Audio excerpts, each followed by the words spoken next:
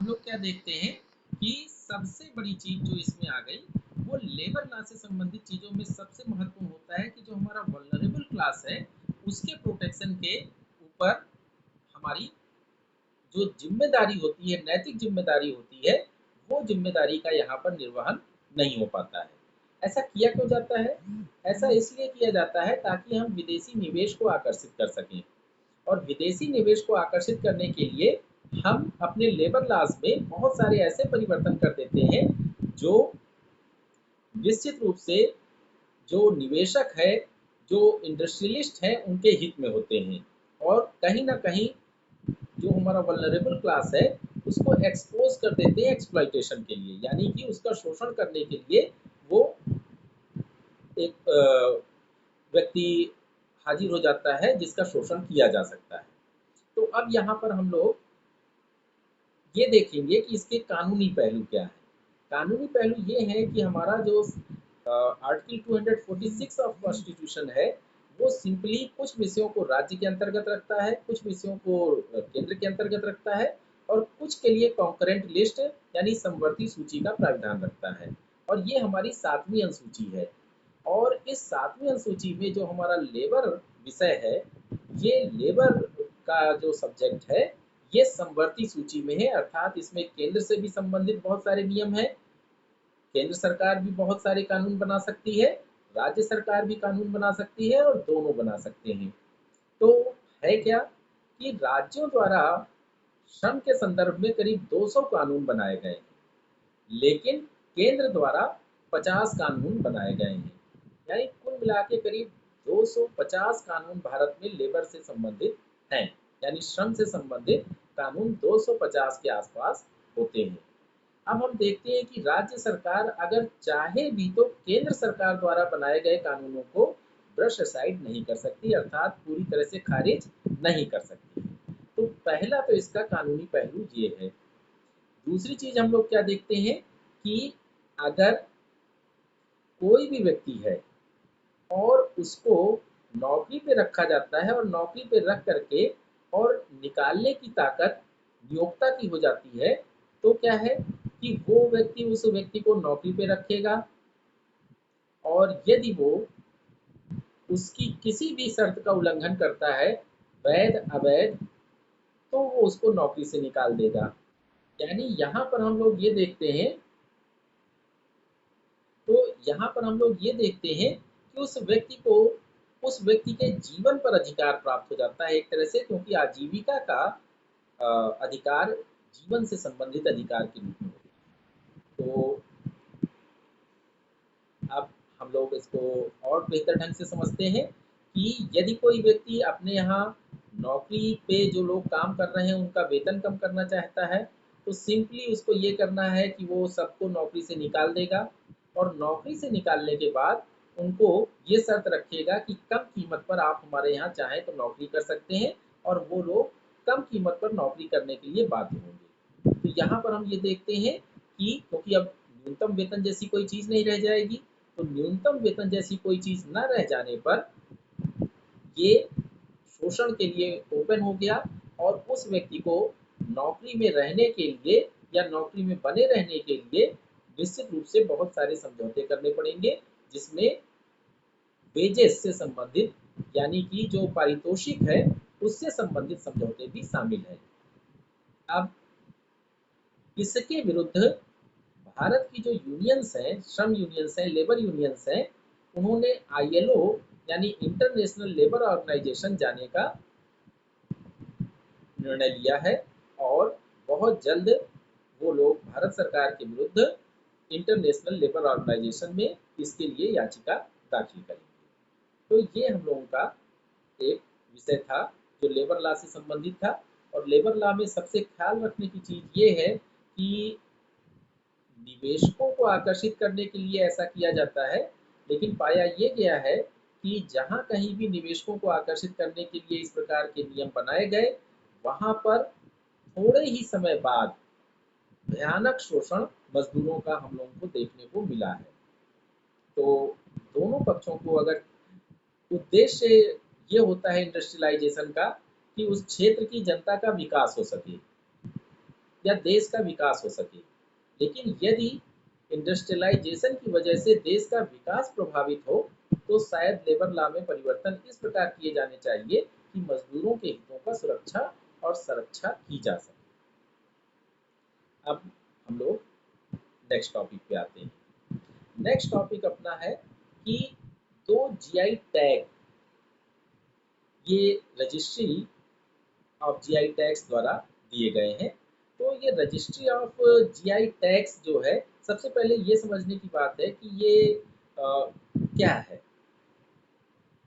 Actually GI tag patent का ही एक प्रकार है, और ये जो है किसी क्षेत्र विशेष के लिए जो ख्याति लब्ध चीजें होती हैं उनको दिया जाता है। ये एक प्रकार से एक सिंबल है, नाम है, या इसको हम पेटेंट का एक प्रकार मान सकते हैं।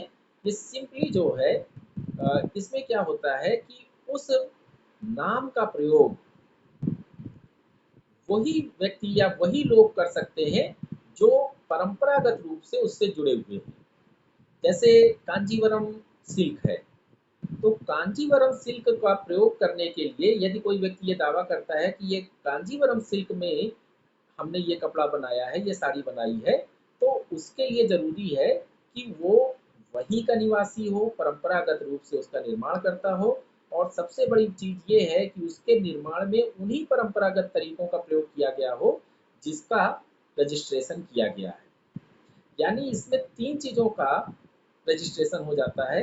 पहली चीज ये है कि जो प्रोसेस है, जो ट्रेडिशनल प्रोसेस है, उस ट्रेडिशनल प्रोसेस का प्रयोग करके उस चीज का निर्माण किया गया है। जैसे हमारा रसगुल्ला है, तो पश्चिम बंगाल को इसके लिए जीआई टैग मिला।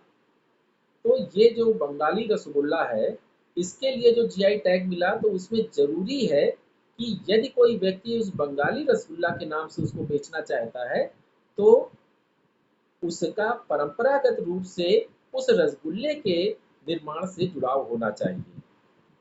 हर व्यक्ति, कोई भी दूसरा व्यक्ति उससे मिलते जुलते उत्पाद को उस नाम से नहीं बेच सकता है। दूसरी चीज क्या है, प्रक्रिया वही पालन की जानी चाहिए जिससे उसका उत्पादन परंपरागत रूप से होता रहा है। अर्थात यदि कोई व्यक्ति एक निश्चित प्रक्रिया का पालन करके उसका निर्माण करता है, तो उसी प्रक्रिया का पालन करके उसका निर्माण किया जा सकता है, उसमें फेरबदल नहीं किया जा सकता। और तीसरी चीज ये है कि उस क्षेत्र से उसका जुड़ाव होना चाहिए, उस क्षेत्र की वजह से उस उत्पाद को जाना जाना चाहिए। तो यहाँ पर हम लोग देखते हैं कि दो ऐसे उत्पाद हैं।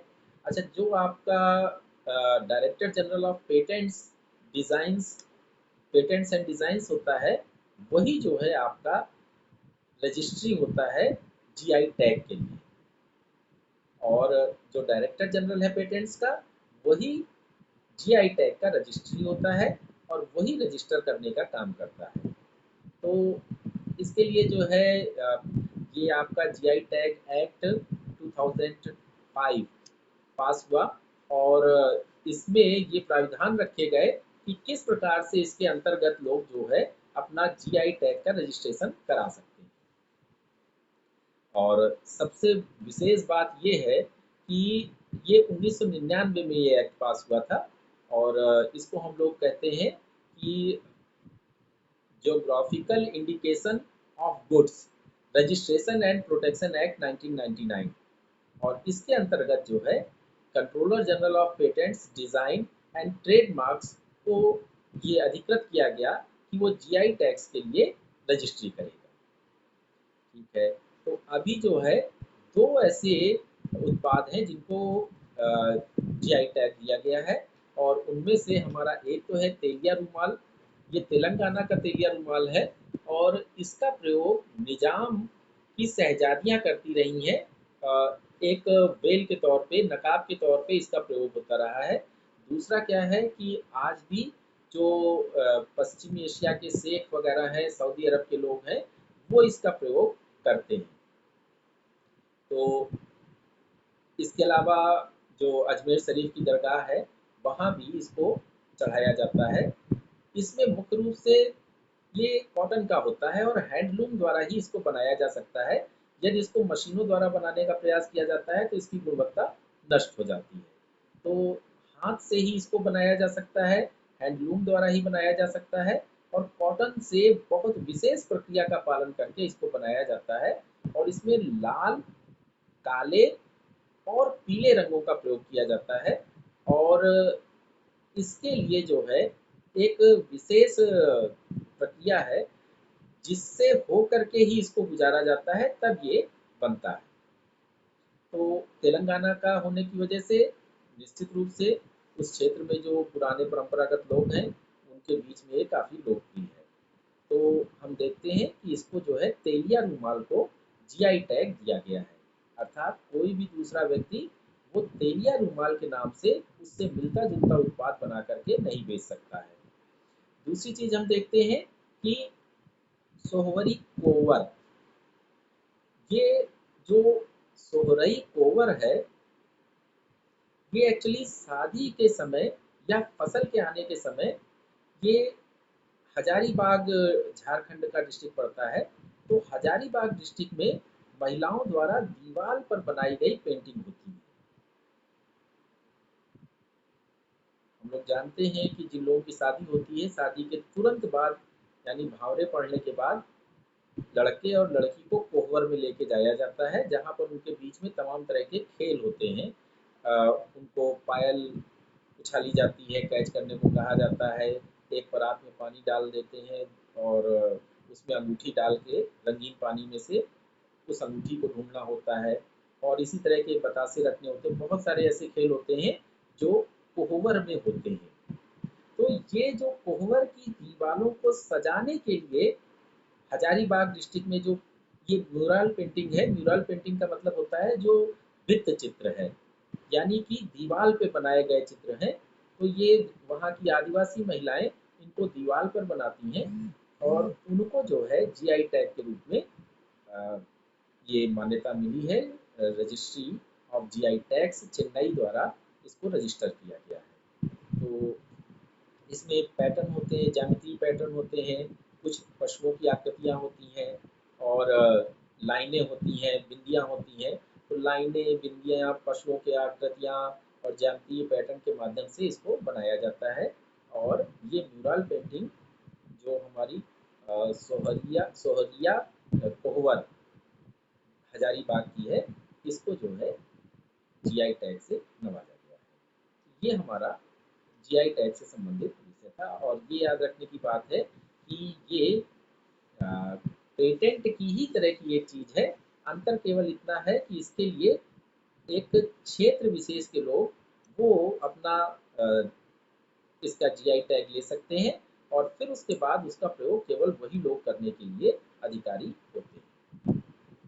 अच्छा, अब हम लोग नेक्स्ट विषय में आते हैं। ये चैंपियंस पोर्टल जो है ये एमएसएमई मिनिस्ट्री द्वारा लॉन्च किया गया है। और ये चैंपियंस पोर्टल क्या है? सबसे पहले एमएसएमई यानी कि मीडियम स्मॉल माइक्रो इंटरप्राइजेस, ये जो हमारे लघु उद्योग होते हैं और सूक्ष्म उद्योग होते हैं या मध्यम दर्जे के उद्योग होते हैं, ये एक्चुअली हमारे देश की अर्थव्यवस्था की बिल्कुल रीढ़ की हड्डी है, और इनको प्रमोट करके ही हम आगे बढ़ सकते हैं, हमारी अर्थव्यवस्था आगे बढ़ सकती है। तो इनके संदर्भ में ये जो चैंपियन पोर्टल लॉन्च किया गया है, इसका उद्देश्य ये है कि उनको मैनेजेरियल सपोर्ट उपलब्ध कराना और इसके अलावा सलाहकार के रूप में काम करना। तो सबसे बड़ी बात ये है कि जो उनकी शिकायतें हैं उनका निवारण करना। एक छोटी यूनिट का मालिक है, यहाँ पर हम देखते हैं कि उस छोटी यूनिट के मालिक को कई ऐसी जानकारियों की ज़रूरत होती है जो यदि उसको एक जगह पर उपलब्ध हो जाए तो वो अपने व्यवसाय को, अपने उद्योग को काफ़ी अच्छे ढंग से आगे बढ़ा सकता है। अगर उसको ये मालूम हो कि हम अपना कहाँ पर माल बेच सकते हैं, कहाँ पर हमको इससे संबंधित बेहतर टेक्नोलॉजी मिल सकती है, कैसे हम अपनी कॉस्ट कटिंग कर सकते हैं, कैसे हम और बेहतर ढंग से इन चीज़ों को क्लस्टर बना के उत्पादन कर सकते हैं या एक दूसरे के साथ विनिमय कर सकते हैं, और तमाम चीज़ें उससे संबंधित मशीनें हमको कहाँ मिल सकती हैं। तो इन सब चीज़ों के लिए एक सेंटर बनाया गया और इसको क्लब एंड स्पोक पद्धति पे रखा गया है। दिल्ली में जो है वो मुख्य है सेंटर, केंद्र, और उसके बाद राज्यों में उससे संबंधित वो हब्स होंगे, और राज्यों में जो हब्स होंगे वो निश्चित रूप से उस क्षेत्र के, उस राज्य के लोगों के जो शिकायतें हैं उनका निवारण करेंगे और उनको मैनेजेरियल सपोर्ट उपलब्ध कराएंगे, और इसके अलावा सबसे बड़ी चीज़ ये है कि उनके लिए गाइड का काम करेंगे।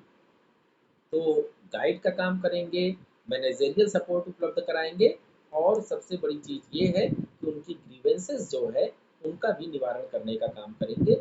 और ये सारे के सारे निश्चित रूप से एक दूसरे के साथ मिल करके और फिर क्लबिंग करके अपने सामान की बेहतर कीमत भी वसूल सकेंगे और उसमें क्वालिटी कंट्रोल भी कर सकेंगे। तो इसीलिए ये चैंपियन पोर्टल लॉन्च किया गया है, और ये टेक्नोलॉजी ड्रिवन कंट्रोल रूम है, कम मैनेजमेंट इंफॉर्मेशन सिस्टम है। तो ये टेक्नोलॉजी से जो प्रेरित है, वो कंट्रोल रूम और मैनेजमेंट सिस्टम दोनों है। और इसका फुल फॉर्म जो है वो तुम लोगों को जब हम पीडीएफ भेजेंगे तो उससे अपना याद करना है। उसका है कि creation and harmonious application of modern process for increasing the output and national strength. यानी राष्ट्र की क्षमता को बढ़ाने के लिए और आउटपुट को बढ़ाने के लिए ये मॉडर्न प्रोसेस को अपनाना और निर्माण करना। तो ये हमारे लिए इसलिए महत्वपूर्ण है क्योंकि एमएसएमईज के ही आगे बढ़ने से देश की अर्थव्यवस्था आगे बढ़ सकती है, इसलिए हम लोगों को इस पे ध्यान देना है। अब एक विषय है जो तुम लोगों के लिए थोड़ा सा महत्वपूर्ण है और उसको हम लोग लेंगे, वो ये है कि CSIR यानी council for scientific and industrial research ने एक प्रोजेक्ट को अप्रूव किया है। और इसमें क्या है कि ह्यूमन मोनोक्लोनल एंटीबॉडीज यानी कि HMABS, तो ह्यूमन मोनोक्लोनल एंटीबॉडीज, इनके द्वारा कोविड-19 के जो म्यूटेशंस हैं उनके संदर्भ में पहले से तैयार रहने की प्रोजेक्ट लॉन्च किया गया है। और ये लॉन्च किया गया है new millennium Indian technology leadership initiative. ये जो new millennium Indian technology leadership initiative है, ये इसलिए महत्वपूर्ण हो जाता है क्योंकि ये हमको टेक्नोलॉजी के क्षेत्र में विश्व के पटल पर स्थापित करने के लिए एक 2000 में योजना बनाई गई। और इसका उद्देश्य ये है कि अंतर्राष्ट्रीय पटल पर हमारी जो इंडस्ट्रीज हैं वो टेक्नोलॉजी के माध्यम से लीडरशिप की भूमिका में, नेतृत्व की भूमिका में आ सके। तो अब इसके द्वारा ये हमारा जो प्रोजेक्ट है ह्यूमन मोनोक्लोनल एंटीबॉडीज प्रोजेक्ट, इसकी विशेषता ये अभी तक पूरे विश्व में केवल इजराइल ने इस व्यवस्था द्वारा अपने कोविड-19 के मरीजों का इलाज करने में सफलता पाई है। पूरे विश्व में और कोई भी देश ऐसा नहीं है जिसने अभी ये ह्यूमन मोनोक्लोनल एंटीबॉडीज का प्रयोग किया हो बीमारी के इलाज के लिए। तो अच्छा, इसका फायदा क्या है? इसका फायदा ये है कि हम लोग ये देखते हैं कि जो आपका सार्स CoV-2 वायरस है, यानी कि severe acute respiratory syndrome CoV-2 Covid 2 virus है, ये म्यूटेट बहुत तेजी से होता है। हम लोगों ने देखा था कि GPRI ने ही इसके 3 म्यूटेशंस अभी तक ढूंढ लिए हैं, प्लस हमारी केरला की जो संस्था है उसने 6 म्यूटेशंस निकाले, 9 म्यूटेशंस अभी तक इसके केवल भारत में निकाले जा चुके हैं। तो ये अपना रूप परिवर्तित करता है, यानी अगर हम इसका वैक्सीन ढूंढ भी लेते हैं तो ये उस वैक्सीन के जगह दूसरा अपना रूप धारण कर लेगा, तो वैक्सीन निष्प्रभावी हो जाती है या कम प्रभावी हो जाती है। यानी हम ये देखते हैं कि वायरस की विशेषता ये है कि ये म्यूटेट होता है और बड़ी तेजी से म्यूटेट होता है। तो भविष्य में हमारे कोविड-19 के जितने भी म्यूटेशंस आते हैं, यानी हमारे जो है सार्स सीओवी 2 के जितने भी म्यूटेशंस आए, उनसे भी हम निपटने में सक्षम हो, इसके लिए इस प्रोजेक्ट को लॉन्च किया गया है। और ये ह्यूमन मोनोक्लोनल एंटीबॉडीज का जो प्रोजेक्ट है, ये अभी तक केवल इजराइल द्वारा ही लॉन्च किया गया है। अब इसमें किया क्या जाता है? इसमें ये किया जाता है कि जो भी हमारा कॉन्वेलेसेंट पेशेंट है, कॉन्वेलेसेंट पेशेंट का मतलब ये है कि जो अभी तक बीमार था लेकिन अब रिकवर कर रहा है। तो हम जानते हैं कि जब भी किसी व्यक्ति के शरीर में कोई एंटीजन प्रवेश करता है, एंटीजन मतलब होता है कोई भी ऐसा बाहरी वायरस या जो बैक्टीरिया है या कोई ऐसा पदार्थ जो उसके शरीर को नुकसान पहुंचा रहा है। तो ये जो एंटीजन जैसे हमारे शरीर में प्रवेश करता है, तो हमारे शरीर में जो प्रतिरोधक क्षमता है, वो एंटीबॉडीज के रूप में उसका मुकाबला करती है। और एंटीबॉडीज यानी आरबीसीज के साथ एंटीबॉडीज जो है वो उसका मुकाबला करती है।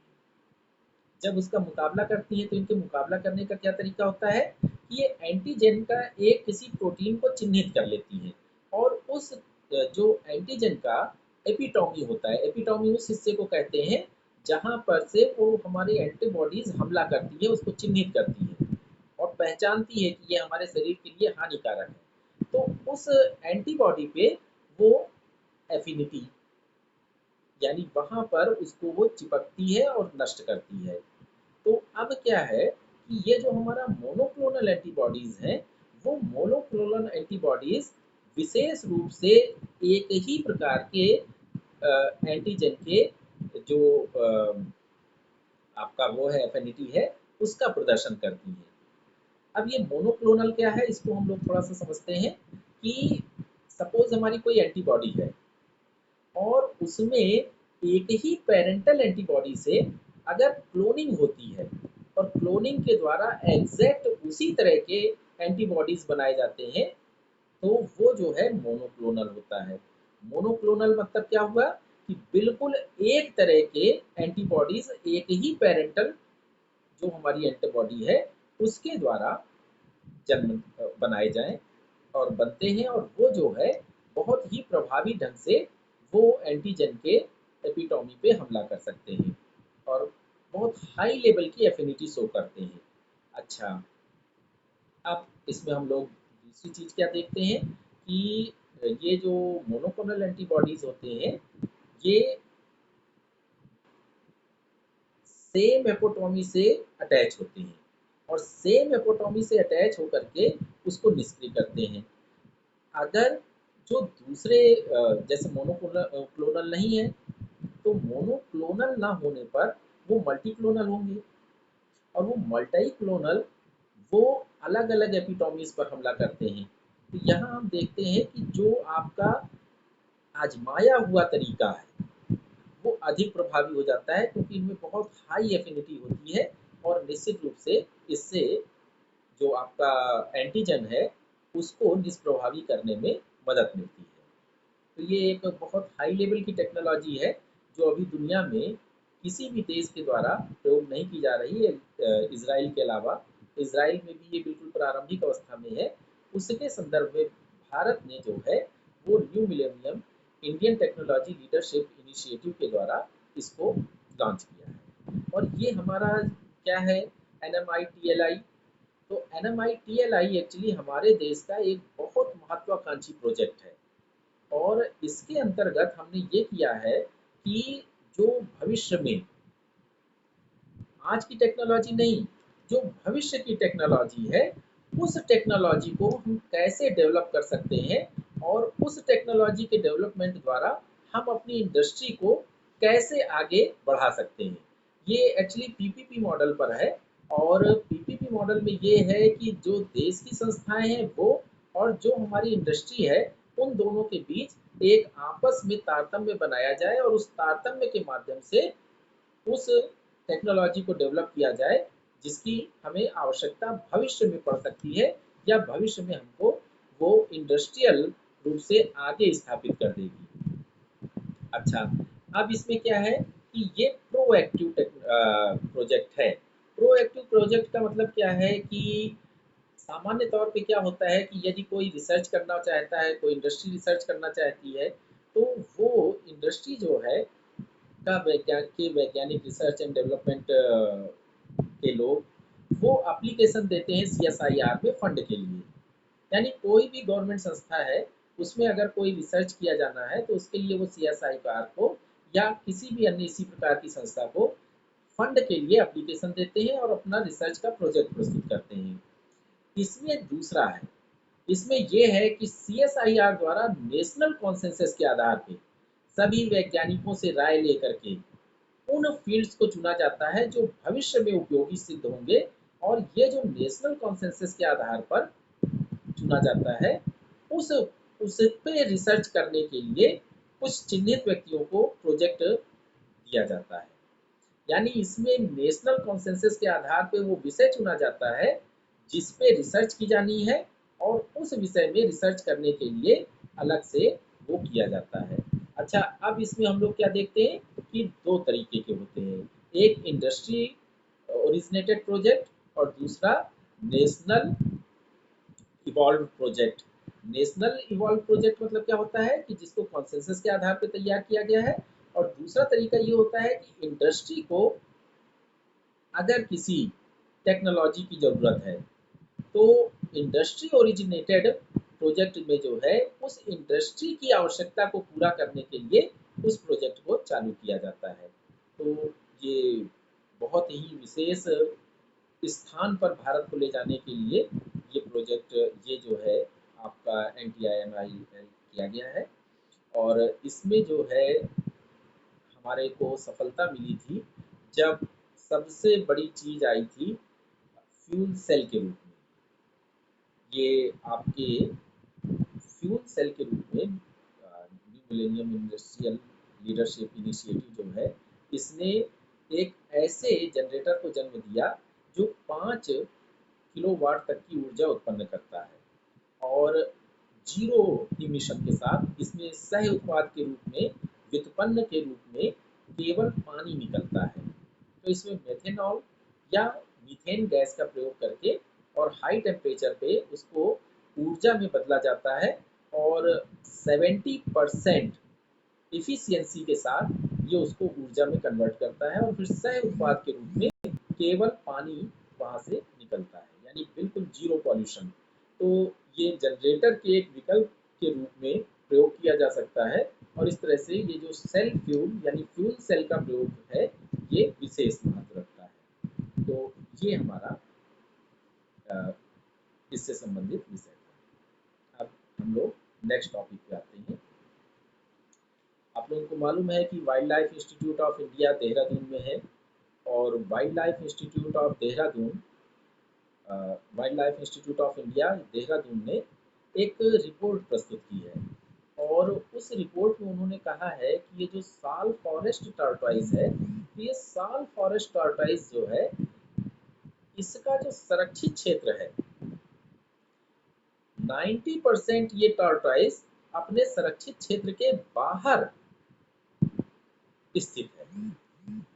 यानी साल टॉर्टॉइस के लिए जो क्षेत्र संरक्षित किया गया है, तो उसका 90% उसमें जो है, जो टॉर्टॉइस हैं वो तो सुरक्षित हैं, लेकिन जो इनका क्षेत्र है वो 90% ऐसा है जो सुरक्षित नहीं है। तो अब इसमें क्या है, हम लोग जानते हैं कि IUCN की ये इंडेंजर्ड लिस्ट में है। तो क्रिटिकली इंडेंजर्ड लिस्ट में जो हमारे जानवर होते हैं, उनके लिए हमको विशेष उपबंध, विशेष व्यवस्थाएं करनी होती हैं। यहाँ पर हम लोग क्या देख रहे हैं कि क्रिटिकली इंडेंजर्ड है, और 90% इनका जो क्षेत्र है वो अनप्रोटेक्टेड है। ये हम लोग IUCN के बारे में जानते हैं कि international centre for conservation of nature, international union for conservation of nature, ये जो है हम लोगों का एक डेटा कलेक्शन और फिर उस डेटा प्रोसेसिंग का एक संस्थान है जो WWF यानी वर्ल्ड वाइल्ड लाइफ फंड को मुहैया कराता है टेक्निकल और वैज्ञानिक जानकारी। और ये जो है एक लिस्ट प्रकाशित करता है जिसको हम लोग रेड डेटा लिस्ट कहते हैं, क्योंकि उसमें जो इंडेंजर्ड स्पीसीज होती हैं उनको गुलाबी रंग के पन्नों पर छापा जाता है, और वो क्योंकि गुलाबी रंग में छपती है तो उनको हम लोग रेड डेटा बुक कह देते हैं। अब हम लोग क्या देते हैं, वो केवल गुलाबी में ही नहीं होता है, उसमें गुलाबी रंग की भी होती है, सफ़ेद रंग का भी होता है, हरे रंग के भी पेज होते हैं, लेकिन उस पूरी किताब को ही हम लोग रेड डेटा बुक सामान्य तौर पे कहते हैं, और वो नाम इतना प्रचलित हो गया है कि IUCN की रेड डेटा बुक ही जो है वो कही जाती है। उसकी सालाना रिपोर्ट को हम लोग IUCN की, यानी international union for conservation of nature की जो बुकलेट है उसको हम रेड डेटा बुक कहते हैं। ये हर साल प्रकाशित होती है, 1965 से प्रकाशित हो रही है। तो अब हम लोग क्या देखते हैं कि उसमें 5 वर्गीकृत किए जाते हैं, 5 से थोड़ा सा ज़्यादा है। वो क्या है कि सबसे पहले तो होता है एक्सटिंक्ट। एक्सटिंक्ट मतलब जो खत्म हो गया। 3 बार सर्वे किया जाता है, और 3 बार सर्वे करने के बाद भी जो उसके निवास स्थान है, अगर वहाँ वो नहीं मिलता है, जहाँ उसके संभावित निवास स्थान है वहाँ भी वो नहीं मिलता है, और हम ये मान लेते हैं कि इसका अंतिम जोड़ा भी समाप्त हो चुका है, तो उसको एक्सटिंक्ट घोषित कर दिया जाता है। दूसरा क्या होता है, एक्सटिंक्ट इन वाइल्ड। अगर बार बार सर्वे करने पर भी बाहर जंगलों में नहीं मिलता है, लेकिन वो कैप्टिविटी में है, जू में है, या जो हमारे संरक्षित क्षेत्र हैं उनमें है, तो हम ये पालतू जानवर के रूप में है, तो हम उसको एक्सटिंक्ट इन वाइल्ड कहते हैं। तीसरा क्या होता है कि इंडेंजर्ड, इसमें हम 2 श्रेणी रखते हैं, क्रिटिकली इंडेंजर्ड और इंडेंजर्ड। यानी कि वो जो खत्म होने की कगार पर है, 50 जोड़े जिनके बचे हैं, 90% जनसंख्या पिछले 10 साल में खत्म हो चुकी है, तो इस तरह के जो हमारे होते हैं वो क्रिटिकली इंडेंजर्ड के अंतर्गत आ जाते हैं। और उसी में जब हम देखते हैं कि 70% जनसंख्या खत्म हो चुकी है पिछले 10 साल में, और हम ये भी देखते हैं कि अब केवल 250 वयस्क इसके स्पेसिमेन बचे हैं, तो हम उसको जो है इंडेंजर्ड के अंतर्गत ले लेते हैं। फिर उसके बाद आता है हमारा वल्नरेबल। तो वल्नरेबल के अंतर्गत हम क्या देखते हैं कि जो इंडेंजर्ड तो नहीं है, लेकिन निकट भविष्य में इंडेंजर्ड हो सकते हैं, तो उनको फिर हम वल्नरेबल के अंतर्गत रखते हैं। और फिर इसके बाद नॉट थ्रेटेंड और डेटा इनएडिकेट, ये 2 श्रेणियां और होती हैं, जिसमें नॉट थ्रेटेंड में हम उनको रखते हैं जिनके बारे में हमें जानकारी ये नहीं है कि ये थ्रेटेंड है या नहीं है, और डेटा एडिकेट में वो रखते हैं जिनके बारे में हमारे पास पर्याप्त डेटा नहीं। तो इस तरह से ये IUCN का वर्गीकरण है। और ये हम देखते हैं कि ये जो हमारा इलोंगेटेड टॉर्टोइज है, जिसको सॉल टॉर्टोइज भी कहते हैं, तो सॉल फॉरेस्ट टॉर्टोइज या इलोंगेटेड टॉर्टोइज, ये जो है ये IUCN की क्रिटिकली इंडेंजर्ड लिस्ट में है। इसको येलो टॉर्टोइज भी कहा जाता है, और चीन में इसका प्रयोग खाने के लिए किया जाता है, और इसको एफ्रोडिसियाकल माना जाता है, तो इसकी कीमत बहुत अधिक होती है। तो बड़ी संख्या में चीन में दवाओं के रूप में इसका प्रयोग किया जाता है, और खाने के लिए भी प्रयोग किया जाता है। और भारत में ये मुख्य रूप से नॉर्थ ईस्ट में पाया जाता है। तो नॉर्थ ईस्ट में भी इसके शिकार पे रोक लगाने के लिए सरकार काफ़ी प्रयास कर रही है, और ये क्रिटिकली इंडेंजर्ड स्पीसीज है। साउथ ईस्ट एशिया में ये काफ़ी बड़ी संख्या में पाया जाता था, लेकिन धीरे धीरे ये पूरे विश्व से विलुप्त होता जा रहा है। ये इसकी विशेषता है। और ये हम लोग को ध्यान रखना है कि क्रिटिकली इंडेंजर्ड स्पीसीज को अगर ध्यान नहीं दिया जाता है तो वो 10 साल के अंदर अंदर पूरी दुनिया से लुप्त हो जाते हैं। अब हम लोग नेक्स्ट टॉपिक पे आते हैं। नेक्स्ट टॉपिक रिलेटेड है सीरो सर्वे से। तो सीरो सर्वे क्या है? ये सीरो सर्वे जो है, ये एक्चुअली सीरम, जो ब्लड सीरम है, वो कलेक्ट किया जाता है एक पर्टिकुलर ग्रुप का और किसी क्षेत्र विशेष में। तो है क्या कि ICMR, यानी Indian council for medical research, और national centre for disease control, दोनों ने मिल करके डिस्ट्रिक्ट लेवल पे हमारा कोविड-19 का क्या ट्रेंड है फैलने का, क्या इसके प्रसार का ट्रेंड है, इसको चाक आउट करने के लिए, इसकी मैपिंग के लिए जो है ये सीरो सर्वे सेलेक्टेड डिस्ट्रिक्ट्स में करने का फैसला किया है।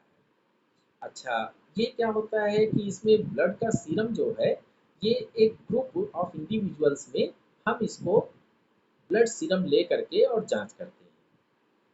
क्या टेक्निक है? निश्चित रूप से इसके लिए आरटी-पीसीआर टेक्निक का प्रयोग किया जाता है। आरटी-पीसीआर टेक्निक में क्या होता है, हमारा जो रीजेनरेटेड डीएनए होता है उसको आरएनए से पृथक किया जाता है। पहले उसको स्टिमुलेट किया जाता है, फिर उसके बाद रीजेनरेट डीएनए को आरएनए से अलग करते हैं और फिर उसके आधार पे हमारी टेस्टिंग होती है। और दूसरा इसमें जो एंटीबॉडी टेस्टिंग है वो भी एलिसा टेस्ट के माध्यम से एंटीबॉडी टेस्टिंग भी की जाती है। तो जो हमारा एलिसा टेस्ट है वो सबसे पहले हम लोगों ने एड्स के संदर्भ में प्रयोग करना चालू किया था और उसका हम व्यापक प्रयोग कोविड-19 के संदर्भ में कर रहे हैं। ये जो हमारा सीरो सर्वे है, ये इस दृष्टि से हमको देखना है। अब इसके बाद हम लोग आते हैं कि सीएसआईआर और नेशनल एरोस्पेस लेबोरेटरीज यानी एनएएल ने एक वेंटिलेटर बनाया है और उस वेंटिलेटर को उन्होंने स्वस्थ वायु का नाम दिया है।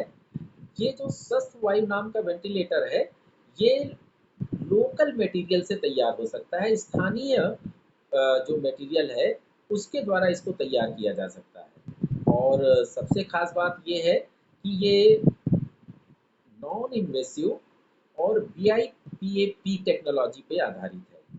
तो नॉन इन्वेसिव मतलब क्या होता है? वेंटिलेटर हम लोग दो तरह से देखते हैं, एक इन्वेसिव होता है, एक नॉन इन्वेसिव होता है।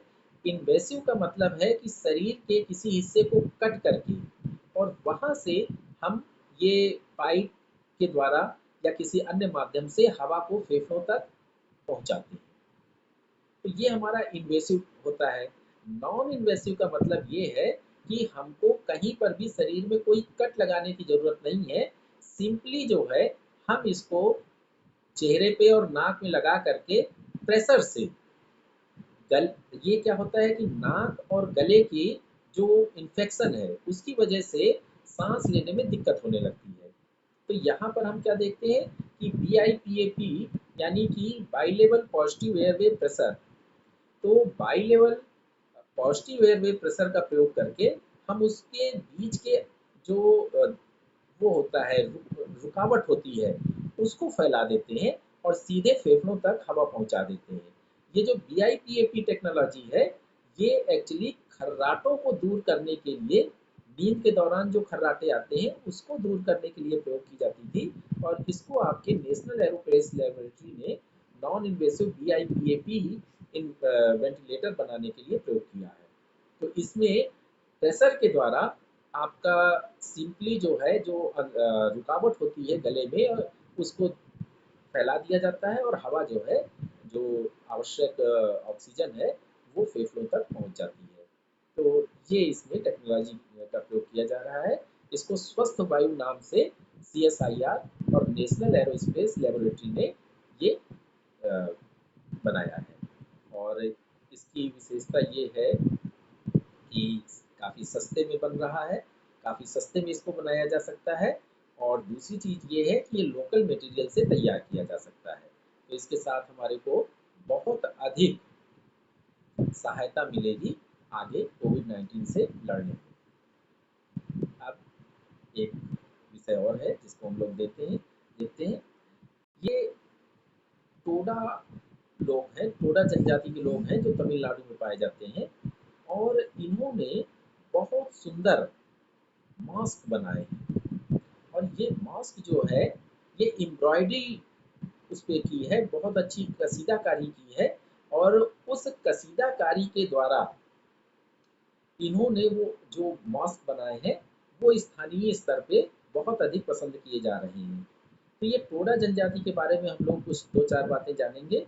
उसमें सबसे महत्वपूर्ण ये है कि ये एथनिसिटी इनकी द्रविडियन होती है अर्थात ये तमिलनाडु में है और ये जो है इनकी जो जनजाति है वो एक द्रविडियन जनजाति है और 700 से 900 के बीच में ये 20वीं शताब्दी तक बचे थे और अब इनकी जनसंख्या में थोड़ी सी वृद्धि हुई है। इनके जो घर होते हैं उनको हम लोग मुंड कहते हैं। तो ये मुंडों में रहते हैं और उसमें जो है डॉगलेस करके इनके घर जो है वो डॉगलेस कहलाते हैं और इनके जो बस्तियां होती हैं उनको हम लोग मुंड कहते हैं। और इनमें एक प्रथा पाई जाती है कि ये एक ही महिला की शादी घर में सभी भाइयों के साथ होती है। अब इस प्रथा को धीरे धीरे ये छोड़ते जा रहे हैं और इसको हम लोग फ्रेटर्निटी पॉलीगामी कहते हैं। तो ये फ्रेटर्निटी पॉलीगामी की जो परंपरा इनमें पाई जाती थी वो अब धीरे धीरे दूर होती जा रही है। इनके बीच में महिला भ्रूण हत्या की भी प्रथा बहुत ज़्यादा प्राप्त होती है, लेकिन अब उसमें भी काफ़ी अधिक सुधार है और प्रायः जो है ये अब नहीं पाया जा रहा। अच्छा, ये मुख्य रूप से भैंस पालने वाले और भैंस के ऊपर निर्भर इनकी अर्थव्यवस्था है। तो इनकी जो अर्थव्यवस्था है वो मुख्य रूप से भैंस के ऊपर निर्भर होती है और ये उसी को पालते हैं। और सबसे बड़ी चीज़ ये है कि इनका जो हैबिटेट है वो नीलगिरी माउंटेन्स में पाया जाता है। और हमें ये भी मालूम है कि नीलगिरी बायोस्फीयर रिजर्व है और यूनेस्को द्वारा मान्यता प्राप्त बायोस्फीयर रिजर्व है। तो उस नीलगिरी बायोस्फीयर रिजर्व में इनके जो आवास हैं उनको यूनेस्को द्वारा हेरिटेज साइट घोषित किया गया है और वहाँ पर ये लोग जो है अपने आवासों में रहते हैं और यूनेस्को द्वारा इनके संरक्षण के लिए उन साइट्स को वो इंटरनेशनल हेरिटेज साइट के रूप में, वर्ल्ड हेरिटेज साइट के रूप में डिक्लेयर किया गया है। और इनकी कल्चरल रिजर्वेशन के लिए लगातार सरकार द्वारा और प्रयास किए जा रहे हैं। तो ये आज का आपका विषय थे और आज का यहीं से हम लोग समाप्त करते हैं और फिर कल हम लोग फिर मिलेंगे।